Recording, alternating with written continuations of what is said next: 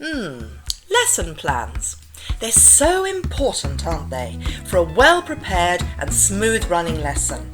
I'm going to share with you today not only what a perfect lesson plan looks like, but we're going to go a bit deeper together, a different approach to planning. Want to find out more? Let's go.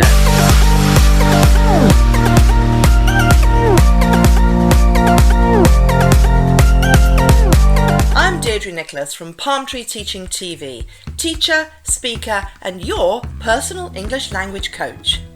So, the perfect lesson. You'll be a lot closer to having a perfect lesson with a plan. Of course, there are lots of ways of creating lesson plans. I've known teachers who've written a whole lesson plan on a little scrap of paper, and others who've made much more complicated ones as well. I've seen lesson plans that are about 35 pages long, but I'm not suggesting you do that for every lesson. Now, I know that you know how to create a great lesson plan. But before we go on to the more advanced stuff, let's just have a very quick look at planning.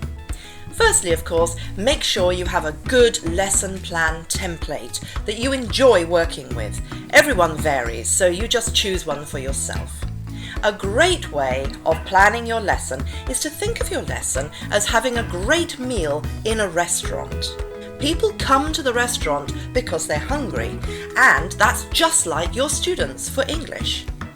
So, you offer them a great satisfying meal with a starter, a main course, a dessert, and if they're really lucky, cheese and biscuits and coffee too. So your starter in your meal is your warmer to get your students engaged in the lesson, get them moving around and get the brain cells starting to work in English. And then of course the main meal or the main body of the lesson.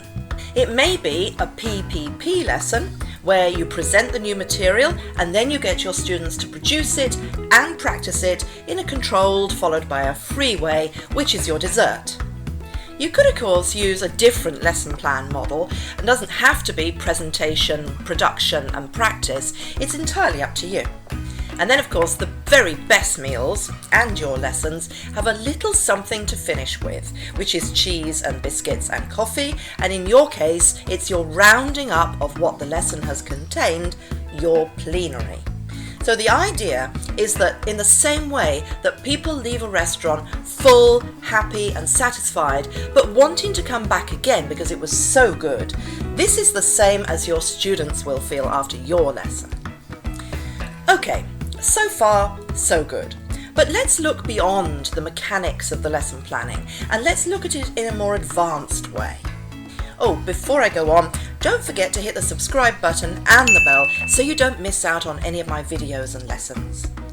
Or, if you'd like to have me as your personal language coach, or probably to give you ideas as a teacher, give you some fresh new ideas, then just email me on the email below, deirdre@palmtreeteaching.com, and I've put it in the link under this video. So, what are you trying to achieve in this lesson, and how are you going to do that? Here's some points to consider when you're planning your lesson. 1. Make sure your activities that you plan have a logical link. Be clear and make your students clear about what the main topic of the lesson is. If you link the activities in a logical way, they will follow you through the lesson and learn with you. Number 2. Ask yourself, how can I arouse their interest? Involve your students as soon as the class starts. You could show them a picture, a photo, or an object connected with the topic of the lesson, of course. Get them interested, get them asking questions. Make sure that you include plenty of opportunities for your students to practice using the target language in free practice, because after all, that's what they're going to need in real life. Number 3, pace. Now this is linked as well to engaging your students. Vary the pace of your lesson and your activities. So if you have a calm, quiet activity, like for example reading and then comprehension questions, make the next activity really lively. Maybe for example a run to the board activity or the jumping game to give feedback. Number 4, how can you challenge your students? Every student of every level needs to be challenged. If not, they lose motivation and there will be very little learning. Build on what they already know and stretch them. Number 5. Make sure that every student can access something in the lesson.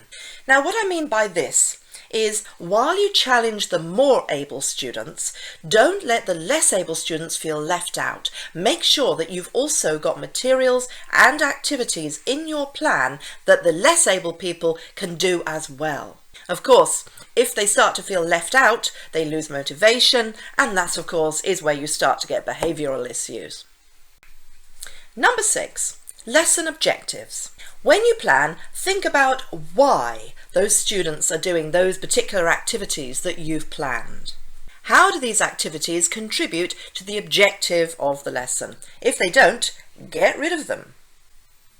Number 7. Explain clearly. Think about how you're going to explain each activity. Explanations should be short, clear, visual, and simple. I've seen trainee teachers explain the activities in more complicated language than the actual activity, and this has left the students a bit confused. Check understanding by getting a student to demonstrate too. 8. Plan your board work. Make sure that your board work and your writing are clear and big enough. You can make a diagram before the lesson of how you're going to plan out the board. Number 9. What vocabulary do your students need to complete all the tasks in your lesson? So prepare before the lesson all the vocabulary that your students will need to complete all the tasks and all the activities effectively. So if they need more, how are you going to present that in an engaging way? Don't just give them a list. So finally, number 10, plan for problems. Now, I know this is a difficult one, but you can certainly plan for some problems. For example, if you're not sure if an activity will work, think about how you can solve this problem. Perhaps it's too hard, too complicated. Now, if you can't solve the problem, don't do it. Or maybe try it out on another group first.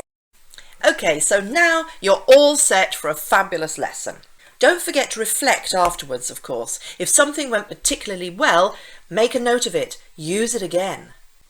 Now, I've got lots of other videos on my channel, all made for teachers, so have a look at those. I'll put the links below this video. I hope that you really enjoyed this video. Don't forget to like and comment and share some of this material with your friends and colleagues as well. And also subscribe to this amazing channel. So enjoy your English teaching, and I'll see you next time.